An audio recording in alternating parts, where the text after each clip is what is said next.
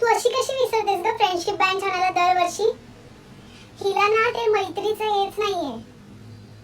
आता येईल ही बाईंची चमची. आज कुणी फ्रेंडशिप बँड आणले ते मी जप्ते करून टाकेन. मी तर एकदम चोर कप्प्यात ठेवले, सापडणारच नसतील. एक मिनिट.